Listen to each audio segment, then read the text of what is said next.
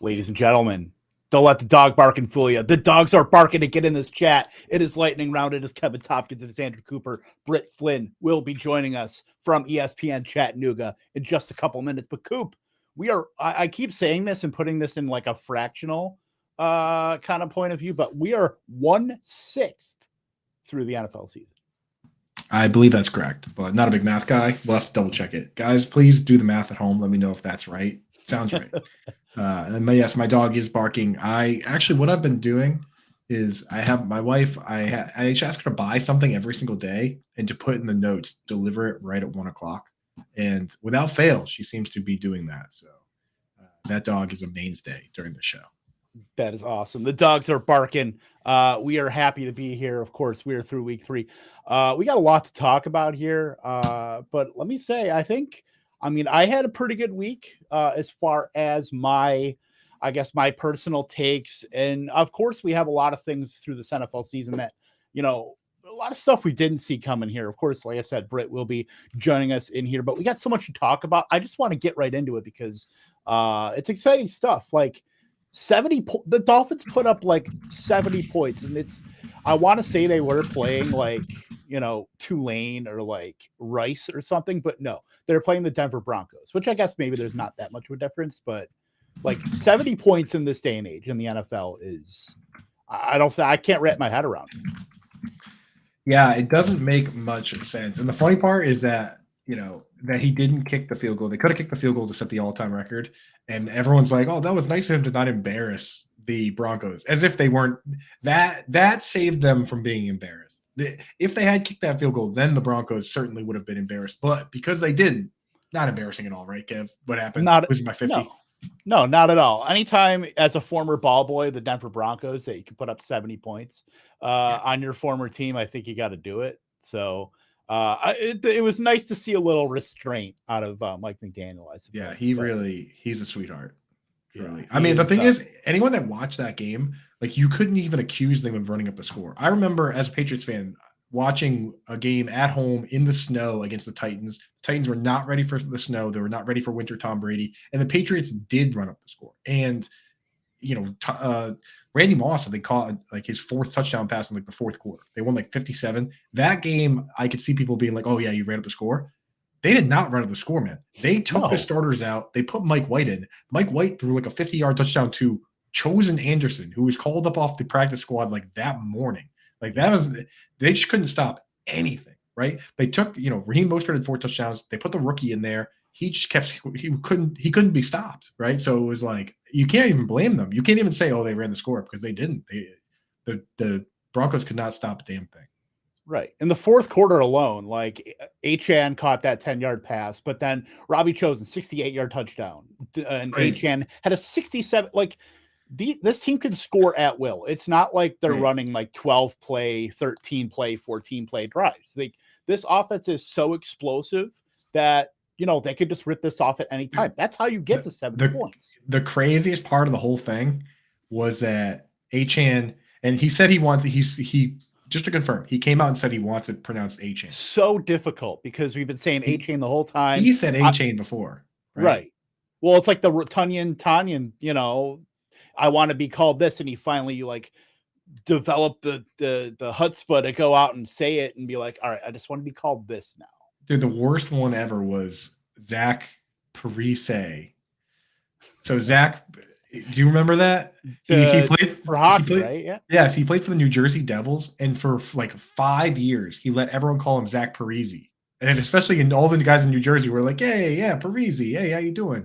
And then he goes to Minnesota, and he goes, by the way, since it's a fresh start, I want to let you guys know, everyone's been saying my name wrong the entire time. It's Parise. And the entire world was like, okay, Parise.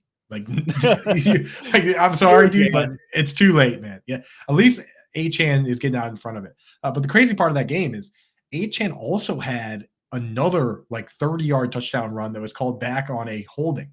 Like, every time this guy touched the ball, he was just untouchable, man. So now we're in kind of a weird spot with him and Mostert and Jeff Wilson coming back. But I mean, he was so electric that you can't ignore it. You can't leave him on the wire. And we'll get to that today.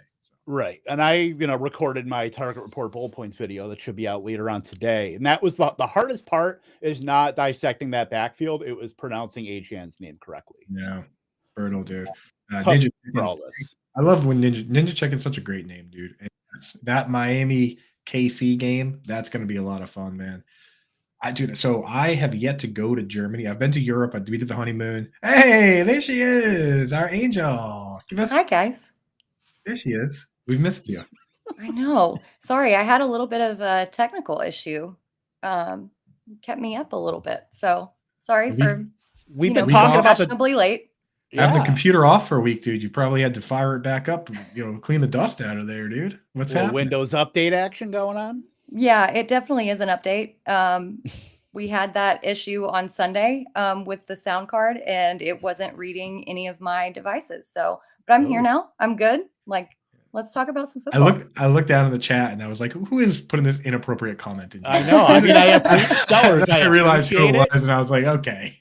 Sellers, I appreciate it. Just keep it in the text, okay? Yeah, just everyone in the chat know that's our man. So Ninja Chicken, don't be dropping stuff like that, but he's allowed to drop that. Yep, he's the one. He's the one person He's the who's allowed. So we were talking about the Dolphins, Britt. I don't think there's not much you can say, I guess, more just how absolutely just they obliterated fantasy this week. But we got to get your thoughts here. Ruined DFS. So ruined DFS. Literally everything was completely blown up within even the first 15 minutes. I had an 185 point lineup and it was uncompetitive. What are we doing? Yeah, it's kind of insane. I don't know so much, and I'm going to be Debbie Downer here. I don't know so much if that was based on Miami's offense or just how bad Denver's defense was. They had 24 missed tackles. I mean, that's just inexcusable. Completely inexcusable. Sean Payton coming out and then being all aggro with the reporters after the game, and then now backtracking it and saying, well, no one's getting fired this week. I'll tell you what, if you lose to the Bears, somebody's getting fired. There's all 4 remaining 0-4 teams face off against each other this week. Somebody in some organization is getting fired. Yeah, no question, dude. And I'd say I saw it on when you talk about the broken tackles and just how the Broncos were completely defeated. I got this picture here just sums it all up. Look at the Broncos lying all over the 1, 2, 3, 4, 5 Broncos on the ground as Mostert takes it for a touchdown. This was not storming of Normandy, by the way. This was a football. That was supposed to be a football team there. So yeah, pretty ugly out there. And I won't even. That was so crazy. I won't even mention the fact that you're on light mode right now. On my desktop. What are we doing? Yeah, it's 1 o'clock dude.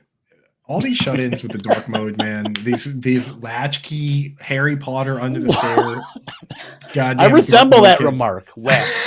Just open the windows every once in a while. It's okay to have your computer on daytime screen. I have that thing set where it automatically dims it in the morning and at night.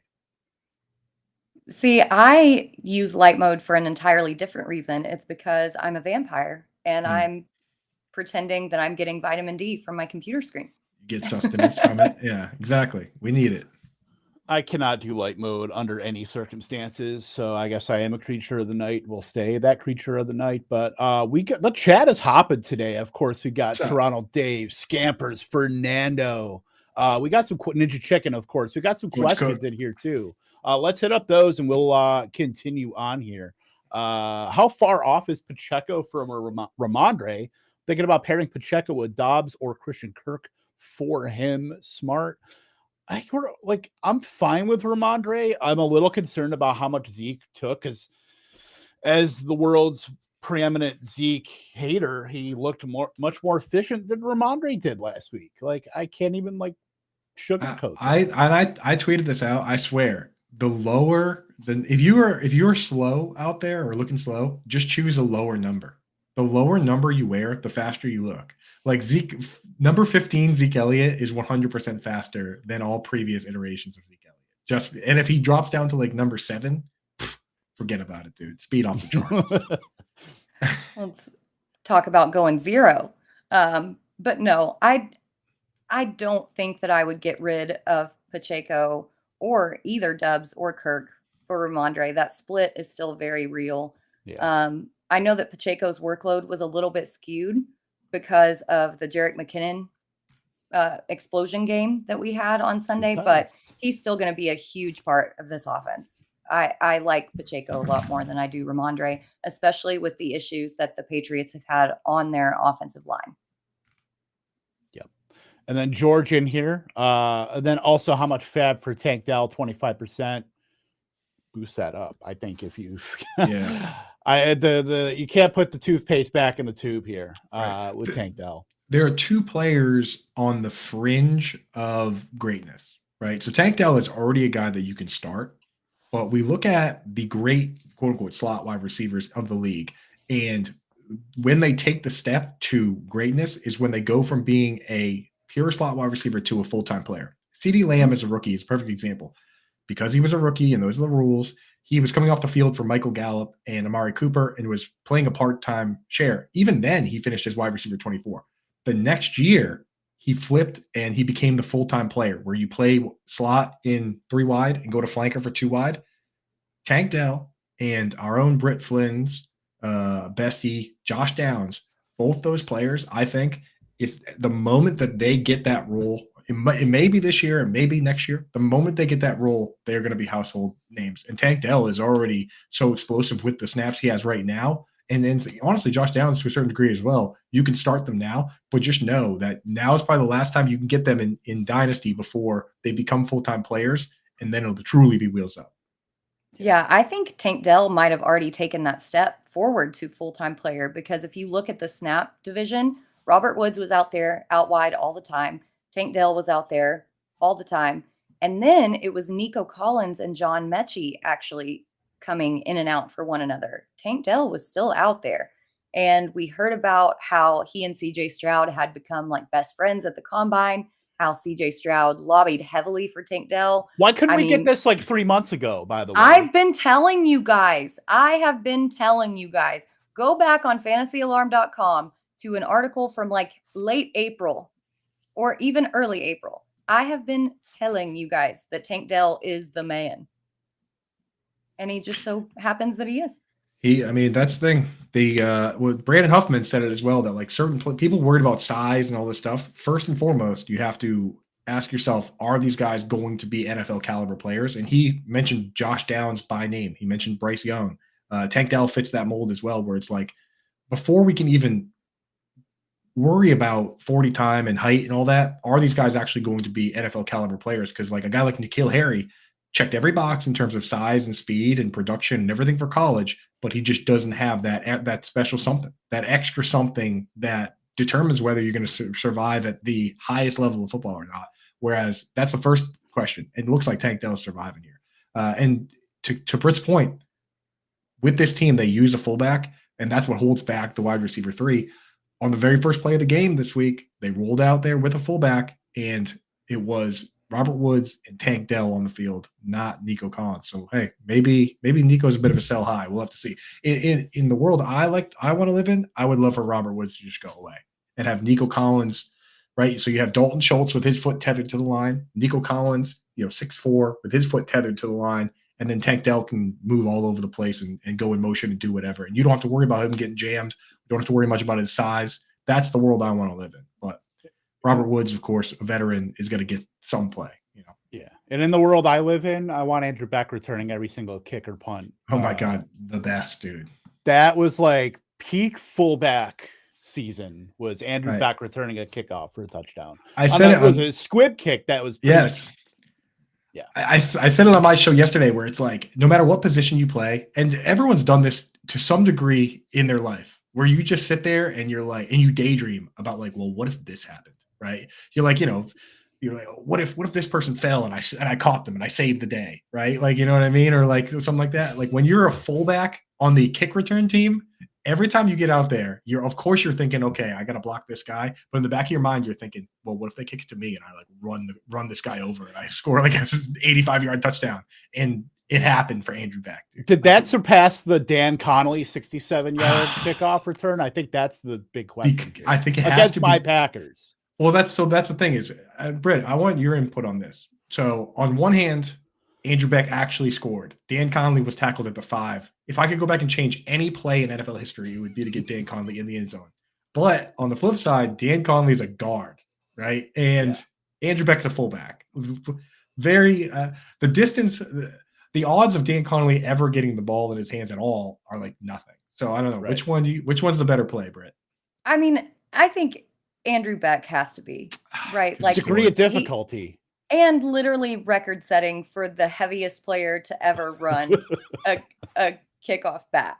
I mean, it was so great. Now I am mad at him personally for completely taking away a possession that Houston could have had that would have led to CJ Stroud having more passing attempts. But that's here nor there. The play was amazing in a vacuum, and it needs to be celebrated. Yeah. So Andrew Beck plays at 255. Dan Connolly's playing weight was 310.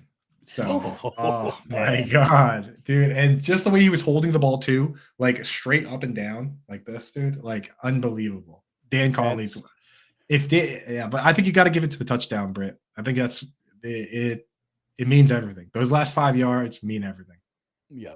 Let's hit up some of these questions here. Let's get back into here. Sell Moss before the possibility of Taylor coming back. This is like one of the things that I'm having some trouble with because we've seen Moss completely dominate the Colts. You know, obviously Trey Sermon has worked his way into, but it's primarily Zach Moss here. And I don't know if Taylor's going to be playing another down for the Colts. I can't see him capitulating on something like this, having already, you know, I know he's technically on IR now, everything, but I can't see him capitulating here. Here's the real problem. The Colts are 2-1. If the Colts were 0-3, now it's like, yeah, just trade Jonathan Taylor now. But they're in first place in that division. So it's almost like maybe you can convince Jonathan Taylor to come back. And the other thing is, what are you going to get for Zach Moss? Everybody knows the deal, you know? So what do you think, Britt? I'm concerned about JT's ankle and the health because the timeline of how this injury is played out makes me think that it's much more severe than we've been led to believe. I mean, that ankle injury should have been, 6 to 8 weeks. And then it's a back thing. And then it's a personnel issue. And I'm concerned about what's going on with my contract, et cetera, et cetera. Like there are just so many kind of red flags lingering. I want to say on the face, yes, you sell Moss, but my gut tells me that you need to hold on to him.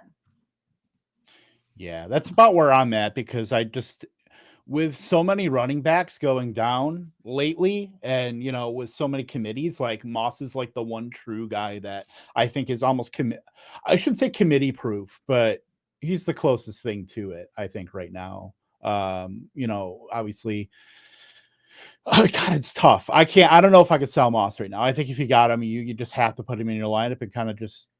Yeah. I just think nobody's buying him. Nobody's buying him either. Right. Right. Nobody's going to pay the price. Nobody's going, I got to go get Zach Moss. Right. Exactly. So just hang tight with him. Just hang tight. Ann in the chat, I've got Fields and Bryce. I'm somehow 3-0. Deshaun is on the wire. How much fab? I mean, I think Bryce Young's a drop right now. Yeah. Honestly, I don't think you can really kind of saddle him. I mean, how'd you even end up with Bryce Young on the team? Is a single quarterback? You probably listen to me, unfortunately. I'm sorry, Ann. Yeah. I mean, it was worth a try with Bryce Young, but I just don't see a world where he just completely sets the world on fire and becomes a QB1 in single QB leagues. So I'm going. Why does Andy Dalton keep getting away with getting like 400 pass attempts every season? Because he's the red rifle dude. How does he keep getting away with this? I know, man. I'm telling you, and Andy Dalton's not going anywhere. Like he's going to be that offense functioned. He'll be the next Davis Webb too. Like he'll keep getting jobs. The thing, there's a little cheat code in the NFL where you can, as long as you take a quarterback coach and say that he can wear pads on Sunday, you can pay him $1 million. And every other quarter, Josh McCown is a perfect example. Davis Webb is you see Davis Webb getting contracts. He straight up said they're like, why the Bills offered to make him the quarterback coach, and he said, why would I be the quarterback coach if I could go to the Giants and be the quarterback coach for $1 million, right? Like, so that's a little cheat code. And then eventually, once they get like an offensive coordinator role and they become the next Kevin O'Connell or whatever, you know what I mean? Yeah. But Yep. I think Andy Dalton's going to hang around for a long time doing that. Right? Yep. And to answer the fab question, I would say 12 to 15%. Yeah. Not In a a single lot. QB league, you don't have to go crazy. Yeah. Yep. But I am concerned about Fields. Yeah, definitely. Sorry, go ahead. Nope. Nope. Is Christian Watson going to be healthy? I think, with the short week, I think it was very good on the Packers to hold those guys out. And then they still got the win, like scoring 18 points in the fourth quarter. So I think with no Aaron Jones, no Christian Watson, no Bakhtiari, no Jair Alexander, I think it was smart to hold them out, knowing that they had a short turnaround to Thursday night, which we'll be doing a quick showdown lineup at the end of the show. But yeah, I think this might be the debut for Christian Watson this season, knowing that they have a tough divisional matchup in week 4. I would be pretty confident in saying that I think Christian Watson makes his debut this week. Right. And I didn't want to start him against Marshawn Lattimore this week. And I'm actually happy to start him against this Lions team this week. So it goes from a situation where if he came back this week, I would have been like, but him coming back for Thursday, I'm like, yeah, let's go. Fire him up. Yep. And I will say I was completely wrong on Jordan Love. I thought that he would be throwing those short to intermediate routes, but he is first in adjusted yards per attempt, first in fantasy points per drop back. I mean, his deep ball game has improved so much, and that is what Christian Watson absolutely thrives on. So if he does make his debut this week, it's going to be wheels up. Yeah, I'm slightly concerned about just how many deep passes he's completed, because I do think there is some regression there, but the fact that they're letting him do that and he's taking those shots is very bullish going forward for him. So I'm a Jordan Love hater, and now I'm a Jordan Love indifferenter. I guess that's not a word, but acceptor. Agnostic. There you go. Look, it's my team. I got to do what I can here. This one specifically for Coop. What role do you think Parham gets when Mike Williams is gone for the season? He's a sneaky ad now. Think he becomes a downfield threat? Look, they played more 12 personnel once Williams left the game, but I still don't think it's still a tight. It's a gross split. Here's the problem: is this technically Parham in week 2 played more snaps than Gerald Everett. And even Stone Smart played 22 snaps, and he played a few more this week. Had a nice 24-yard catch in week 2. And the problem is how Parham is being used. So even though he plays more snaps, he still blocks on like 6-7 pass plays each week. And when you look at these touchdowns, it's more a product of the defense forgetting about him than it is him, doing anything spectacular in one-on-one or making contested catches. You're chasing touchdowns with that play, and I don't like it. To me, in most of my leagues, they're one tight end leagues, right? I start with 10 or 12 teams, and there's one tight end. There's a number of NFL teams where there just isn't a fantasy viable tight end. There's 32 NFL teams, and I'm not interested in the tight end for the Chargers. I'm not interested in any tight end on the Raiders. I'm not interested in any tight end on the Seahawks. Like, you're just with 32 teams and only 12 teams in your fantasy league, there's going to be a ton of teams where you're just not going to have any fantasy relevant tight end at all. And I'm just not interested in Gerald Everett. So how can I possibly be interested in Donald Parham? Yeah. I will say I wrote about him in the waiver wire article, and he's not getting a ton of targets, but when he does, it counts. It's kind of like, it reminds me of Pat Freiermuth in a way, that when they are in that green zone situation, they look towards Parham, maybe because everybody forgets about him, but it's working. But you can only get away with that for so long. Like, I just think that it's such a coin flip. It falls in the same category as Taysom Hill to me, where it's like in standard, love it. Best ball, awesome. DFS, perfect. Hopefully they keep his price low, because DFS is where if you can get the price for like 3,000 in DFS, hell yeah. But most of my leagues are half PPR or full PPR, and I just can't be taking zeros. And I just worry about that. But there is something to be said about that, Britt. I'll give you that for sure. So we don't want to just ignore him completely, but I got to see his role change. I would love for Gerald Everett to go away. Don't we all? Yeah, because at the end of the day, he's still not going to be a top 2 target of the team because of Austin Eckler. it's Austin Eckler and Keenan Allen. And then honestly, even if he's third, he's still kind of TD dependent.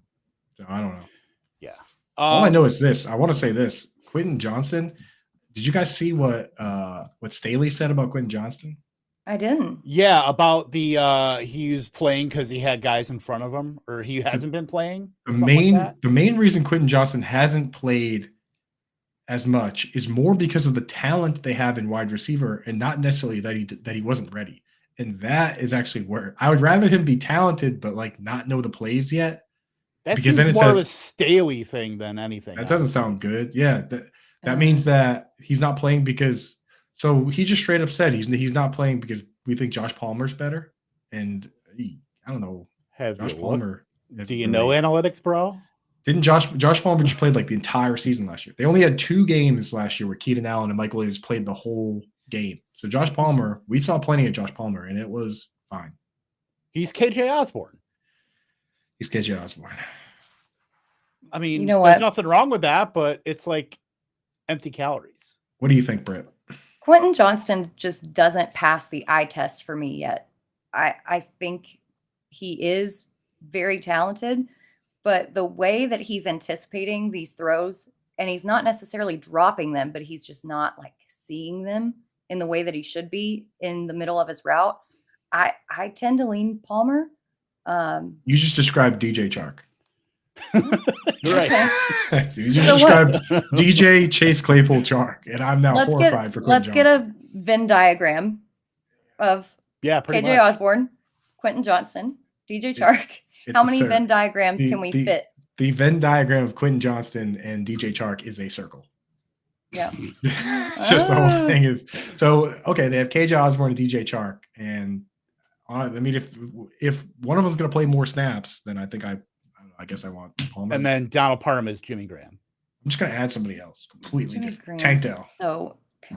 So infuriating. Look, if you're going out, if you need a wide receiver, like if you need production, I am totally fine with adding Josh Palmer. Like my thing with Johnston is that, there's still the mystery box unknown factor with him.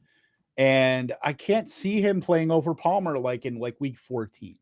Or I can't see Palmer playing over him in like week 14. And it's not going to be, it's not as cheap. It's not as expensive as Palmer. What? Does this sway you at all? Toronto Dave asked if you know where Josh Palmer is from, and he's actually from the greater Toronto area. Does that sway you at all? Anyone know where he went to college? Tennessee. Yes, Tennessee. Right? Yep. Good job.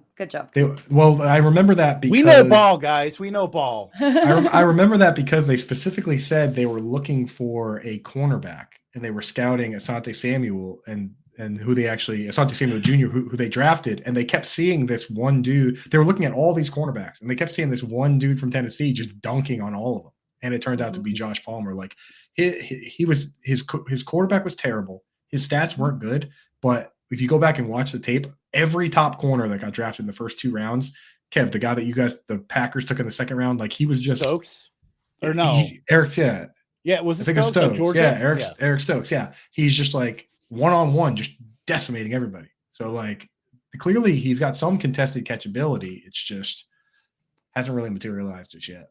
No, or ever. Well, and maybe that's a bad way. And maybe that's a bad way to pick players. Well, you know what? At least we know ball. I think we can all hang our head on that. So we will get into some more of these. Actually, let's just dig into the questions here. Let's cancel the show sheet. Cancel the show sheet. We'll maybe do a showdown lineup at the end of the day. We have talked about everything anyway. How do you guys feel about Waller? Still top 5 tight end, but yeah, you know who the top 5 for me is? Kelsey, Andrews, Hawkinson, Waller, Sam Laporta. He did it. We did it. He's top 5. Must start. Ladies and gentlemen, has to be. We got him. And the reason I have him top 5 rest of season is that you look at the other guys that we're like clinging to: Dallas Goedert, Pat Freiermuth, George Kittle, and our only fear for Sam Laporta is the return of Jameson Williams. Right? We're like, okay, well, what if he comes back and kind of messes up the distribution of things? But then I think about it and I'm like, okay, Amon-Ra St. Brown and this question mark in Jameson Williams. Is that worse than Devonta Smith and AJ Brown? Right. No, it's better, right? Is it worth than George Pickens and Deontay Johnson getting balls from Kenny Pickett? No, it's better. Like Debo Samuel and Brandon Ayuk and Christian McCaffrey. I mean, everywhere you look, it's kind of rough. So we might as well take the mystery box, especially if he's already performing better. He ain't no mystery anymore. He ain't no mystery, dude. Cat's out of the bag. Dude, he was so unbelievably open. How did that happen? He's just put that defender into the shadow realm for that touchdown, by the way. That's why we call him Sam Teleporter. Dude, he's here in 1 second, then he's gone, baby. I love that. Yeah. Let's go back to let's see. Would you rather start Lawrence or Stroud this week? Trevor Lawrence, brother. I mean, what do we got? Houston at home versus Pittsburgh. Jacksonville versus Atlanta in our of course, London. No. Oh, London game. Yeah, I know. I saw it on the schedule and I'm like, already? I thought that wasn't until next week. That's a home game for the Jags, dude. Oh, it really is, though. Oh, Britt, you know what the league is doing to the Jags? Just when you thought they couldn't force them to go out there enough, this year they said, you know what? You guys are so comfortable out there. Why don't you just stay out there? They're sending them out there this week and having them stay out there and play again in London next week. The Jags have back Buffalo, right? Yeah, so they're going to stay out there for 2 weeks, dude. They just live out there. Back-to-back. Horrific. Back-to-back overseas games. Shad Khan owns Fulham FC, so it honestly might give them a big advantage versus the Bills, to be honest, because they'll be out there and get acclimated to the time zone. Over that course of time, it takes you a couple days to be jet lagged, and then they're going to be ready to rock and roll. I mean, when they come back, they'll probably get crushed by whatever team they play back here, but that schedule is brutal for a team going out there. Like just the day-to-day, hour-to-hour, like that scheduling, having to do like walkthroughs in a hotel ballroom. Like it is some wild stuff. I forget who like laid out everything, but they like said that if they had a choice, they'd never play in London. I think it was I want to say Arians, but there was a coach said it, and then I think it was like Reggie Wayne or somebody was like, I'll retire. He's like, I'm not going. Like when they first said they were going to do him, one of the older wide receivers is like, no, like I'm not doing that. I just the food situation alone would just completely dissuade me from staying in London for any amount of time. I don't think they're going to get enough calories on their beans and toast to. You can't have fish and chips. You can only have fish and chips so many times, right? Right. I mean, yeah. When I was there, the fish and chips was actually good. All right, we're not getting on a crab cake Benedict. No. Traditional fish and chips, like awesome. Can't beat it. We are not talking about crab Benedict as much as I would like to, and derail this entire thing. Who won this trade? Damian Pierce and Kirk Cousins' team has Hurts for Mark Andrews and Justice Hill. Best player of the deal is Mark Andrews. So yeah, Justice Hill. What's he going to be though? Damian Pierce. The thing is, for Damian Pierce, you got to be really concerned after this week because if there was ever a game script that should have been a Damian Pierce script, it was this one. But it was like how many issues are there going to be where it's like, okay, if they're losing, then they go with Mike Boone or Devin Singletary. So it's not a Damian Pierce game. But if they're winning by too much, then they also go with the backup running backs and spread it out. So like you need a very specific game script for Damian Pierce to be good, which is like the Texans are winning by a little bit, but it's close enough that you still got to use your best players. It's like, how often is that going to happen? Right. Like Damian Pierce is a really good fantasy pick. If this happens, it's in the autumnal equinox. It's on the third Sunday, at 46 degrees Fahrenheit. Right. He makes for fun highlights, I will say, but yes, they don't get fantasy points for angry runs. Yep. Dylan, you're that's a lot of reading. Did not come here to read, but you know what? We'll make the. I can't even read. Who would you trade out of my wide receivers? Well, it depends on who you want. Like what are you looking to do on your team? Right.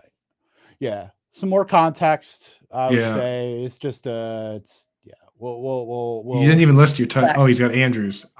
If I was going to trade someone away, I wouldn't buy low on either of I would those. try and trade Khalil Herbert.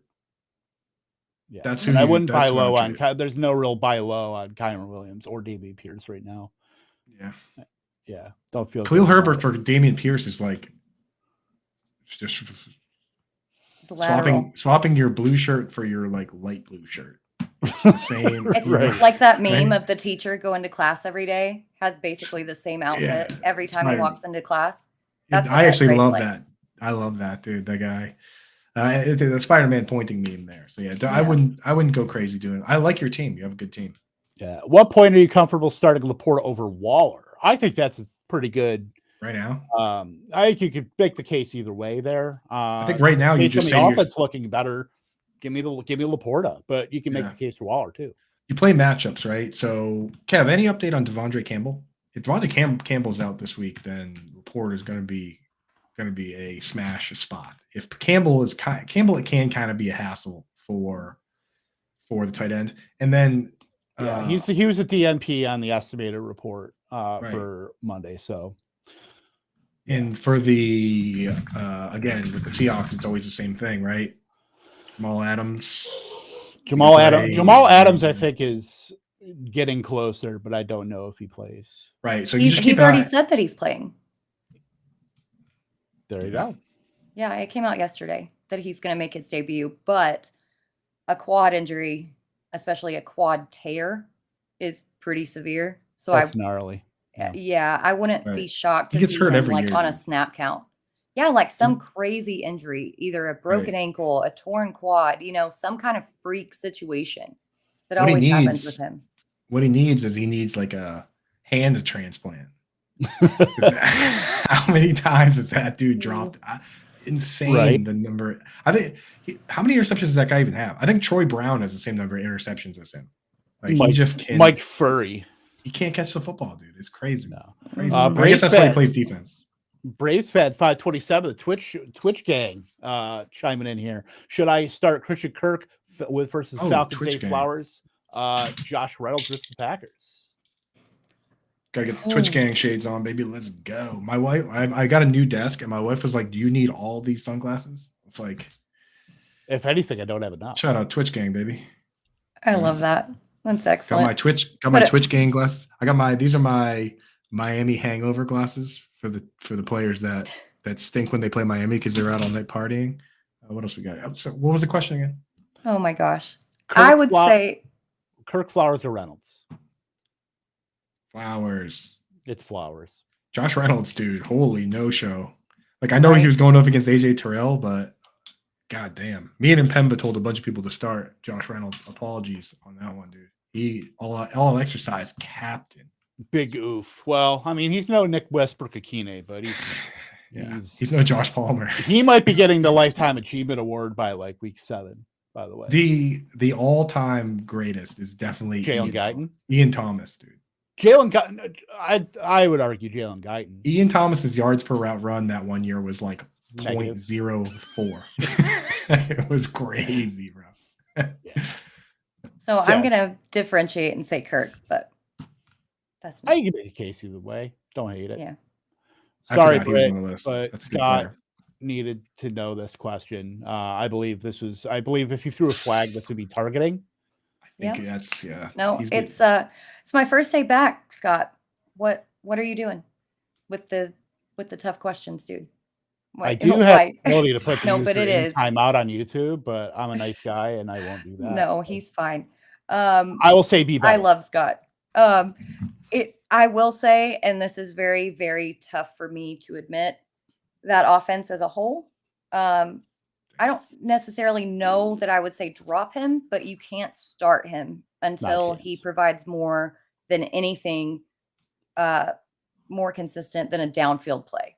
And until now, that's what Tannehill has looked horrible. That offensive line has looked horrible. Their run game can't get off the ground. I mean, that entire offense is discombobulated. I'm still telling myself that this is not due to the talent or lack thereof of Burks, that it's just that offense. But yeah.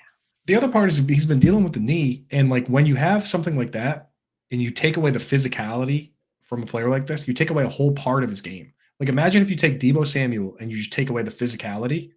That's like half of what he does is just be this like bulldozer. And Britt, you know it. Traylon Burks, he can do the end arounds, right? You get him the ball in space and he runs people over. Like, this guy's like, what is he, 6'2", 225? Like, that's a huge part of his game that we saw in college. How many carries did he get in college, Britt? Right? Like, he had like a ton.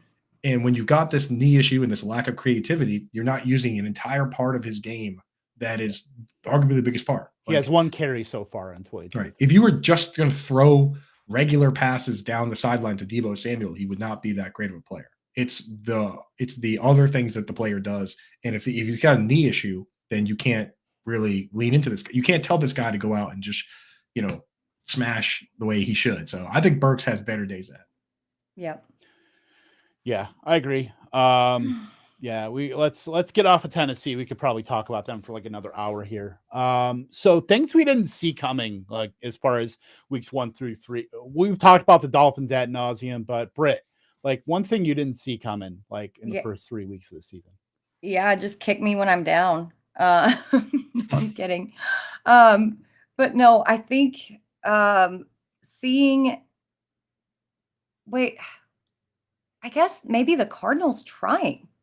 Yeah. And maybe I'm just really down on the fact that Dallas just got like mopped by their offense and Josh Dobbs and, a bunch of backups. But I feel like I did not anticipate them actually being as efficient as they have been. Like, they've kept all 3 of these games very close. Yeah. They've almost caused an upset in a couple. I did not anticipate them trying more for James Conner to succeed. For sure. I mean, when I look at the teams when they were tanking, a lot of these teams, like when they were losing on purpose, the Dolphins is the best example. They were basically running like live tryouts out there. They would go out and have Isaiah Ford would play 60 snaps, and then the next week he would be released.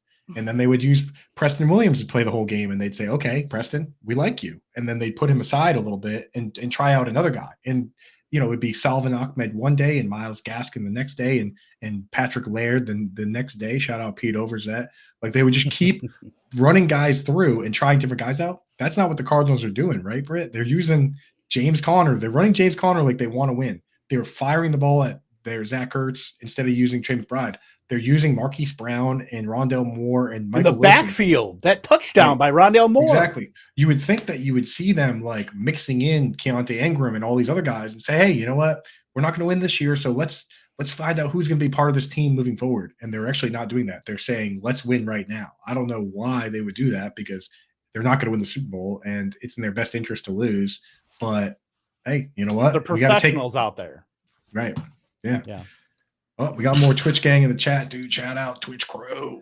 I am a bit worried that Jonathan Gannon will go full Texans Lovie Smith with this and almost ruin their chances of getting Caleb Williams. Right now, it's looking like the Bears have a 38% chance right now with like the 2 picks to be the first overall pick.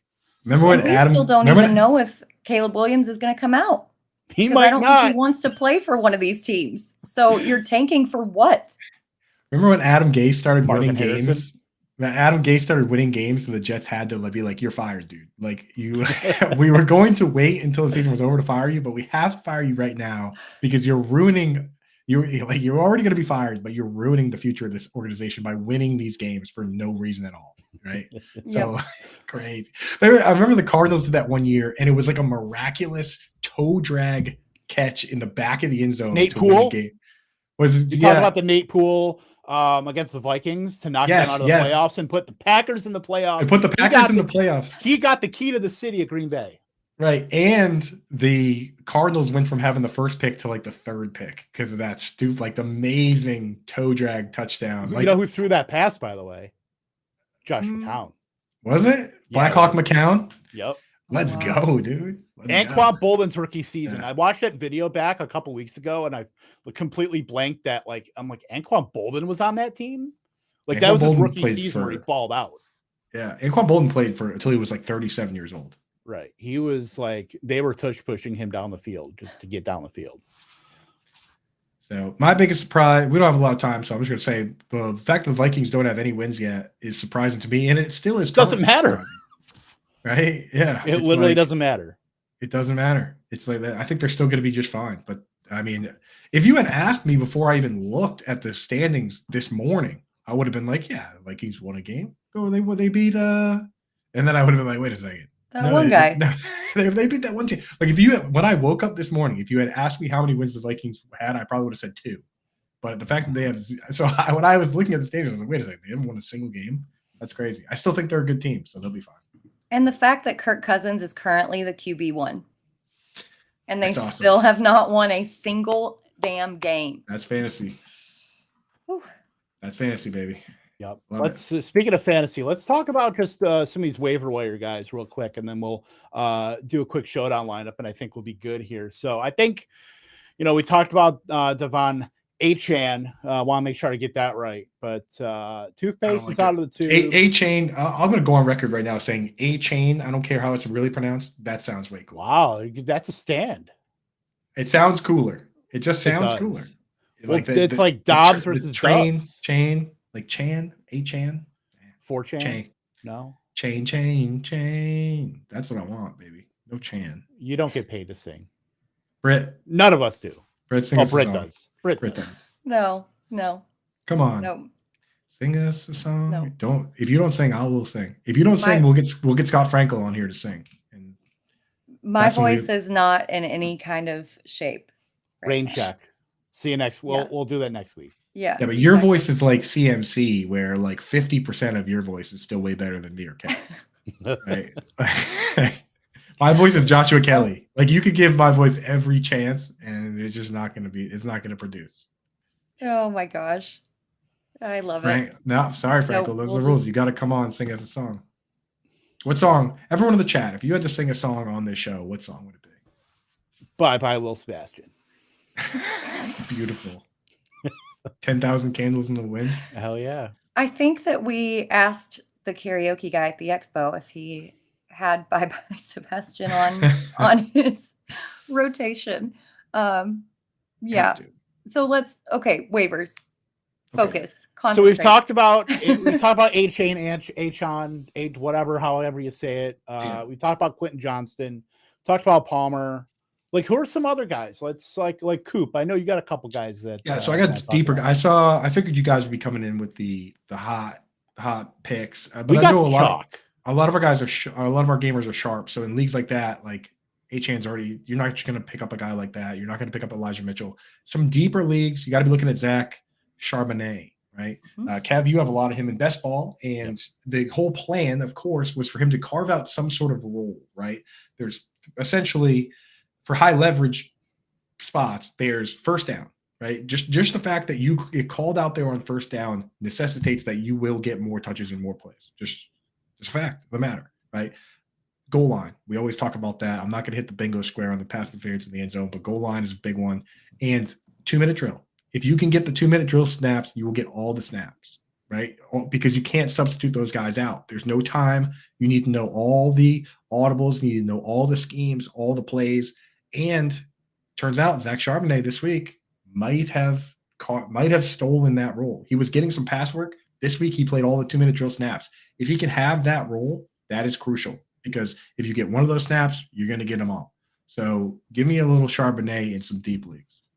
Yep. I don't know if Charbonnet is really available in that many leagues, though, because I was going to include him in my waiver wire article, and it seemed like he was already rostered in a very high percentage. But I will say, if he is available in your league, he was more efficient than Kenneth Walker by basically all the metrics. He got that goal line work. I mean, his role is going to be expanded as the season goes on. So get ahead of the curve if he's out there and scoop him up. Yeah, I'm like, here's a deep league guy, Jalen Waddle. All right, here is one though that you can stash. Luke Musgrave. This is now the third week in a row that he has either led the team or tied for the lead on the team in routes run. And you got to take week 2 and throw it away, because they only ran 52 offensive plays. League average is 65. And as you see with some of these games, even non-overtime games, the Colts this week ran 84 offensive plays. And Michael Pittman played all 84 because he's a psycho. But like that, so if you run a 52 game week like week 2, that's a buy low window. This week they come out, run like an above average number of plays. He gets like 8 targets. So yeah, I'm in. Obviously, you have to hold him and see what happens with Christian Watson. But right now, I mean, he's running the routes, baby. Yeah, he's on pace for like 87 targets right now. Like, Love it. What are we doing? Juice that up just a little bit, and now he has top 5 upside. All you need in this world is 90 targets or 10 plus touchdowns. That's the game. Mm-hmm. Absolutely. Want to build a showdown lineup here, gang? Yeah. Well, I just want to bring up that Seller says that Achan isn't available in anything. That's not true. Not true. It's like 16%. In leagues. So yes, Sellers, he is available, even Shut if it, he's Sellers. not available in our leagues. He's not available in sicko leagues where I'm the one drafting like Travion Williams, but Right. you know, That's like, right. in Cram it, Sellers. Yeah. Cram it your cram hole, LaFleur. All right. So we got a couple minutes here. What do we want to do, gang? We want to immediately put slot guys in as fast as possible because we don't have a lot of time. I'm like, Sammy Laporte is the captain. Laporte. Well, week 1. Well, I did that week 1 and cashed. So I mean, that's going to be a hot play, hot trap play. Is this a 4-2 build? Probably 4 Lions, 2 Packers build. This feels like it. I'm on Ross St. Brown. They say it's not turf toe, but he looked kind of turf toe-y out there this week. I don't know. It did look turf toe-y. Goff and St. Brown locked in.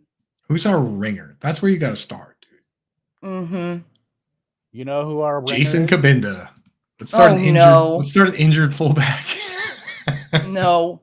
Okay. I know it's That's fullback expensive. season around here. Man, I was gonna put Dontavian Wicks in there, but $5K is expensive. I thought he'd be 200. All these players stink, dude. We would have to start a kicker. Honestly, I wouldn't be opposed to starting a kicker. I think we might have to because we're not going to start. Are we going to down double for tight end it? Carlson indoors. Patrick Taylor. I can go with Carlson. Yeah, I don't mind Carlson. I would say Aaron Jones should be back. That's a lot of salary, though. Go with Carlson. I feel like Jordan Love is got to be in there. All right, Laporta, Jordan Love, Goff. It's going to squeeze us on our salary, but we're in trouble already. All right, well, then we can start. Oh, we put in Carlson. We got 1,600. Wait, if you start Luke Musgrave for over St. Brown. Wait, yeah, you got to get somebody out. You can't. I would say Musgrave. Yeah, that puts us at 3 Packers, though. If we want to. Yeah, I'm okay with that. 3 and 3, and then 6,800. That gets us to Montgomery. And no, I don't even know if he's playing. Josh I would Reynolds like to fit Jane Reed.